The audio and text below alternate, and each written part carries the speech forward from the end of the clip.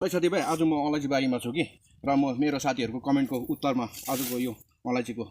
video बनाइरहेको छु र हेर्नुहोस् रोप्दाखेरि यस्तो एकदम मात्रामा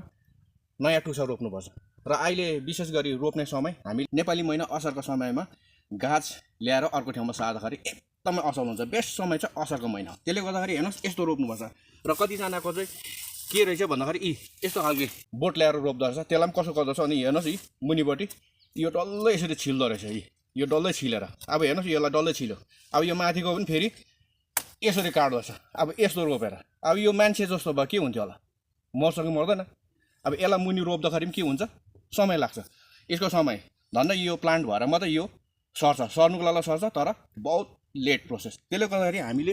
रोप्नु चाहिँ एकदम मात्रामा यस्तो टुसा रोप्नुपर्छ त्यो पनि अलिकति मात्रै र त्यसले गर्दाखेरि मैले अलैँचीको विषय लिएर धेरैवटा भिडियो बनाएको छु म तपाईँहरूलाई आज उदाहरणको निम्ति मेरो अलैँची देखाउँदैछु हेर्नुहोस् है त बोट यो मेरो हेर्नुहोस् यो लास्ट इयर मैले 1 स्टिक बेसी रोप्नु हुँदैन 3वटा 4वटा रोप्नु हुँदैन 1 स्टिक मात्रै अब यो 1 स्टिक मैले मलजल गरेर रोपेको हेर्नुहोस् 1 2 3 4 5 6 7 8 9 10 11 12 13 14 15 16 17 अब यो पोहोर मैले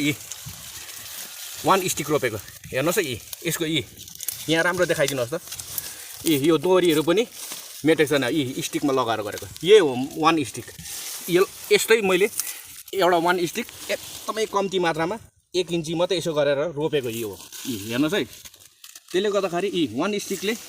यति बिघ्न झ्याङ बनाउँछ त्यसले गर्दा हेर्नुहोस् यो पालिदेखिको फुल पनि सुरु भयो त्यसले गर्दा हामीले 3टा 4टा रोप्नु हुँदैन 1 स्टिक हेर्नुहोस् साथीभाइ यसरी रोप्नाले चाहिँ एकदम छिटो ग्रोथ पनि हुन्छ अलैँची छिटो पनि फल्छ र यो टेक्निक गर्नु भने तपाईहरूले अवश्य अलैँची धेरै फलाउन सक्नुहुन्छ ल साथीभाइ यति जानकारी दिँदै नेक्स्ट असल भिडियो लिएर अवश्य फेरि आउनेछु ल त्यति दिनको लागि थ्याङ्क यू सो मच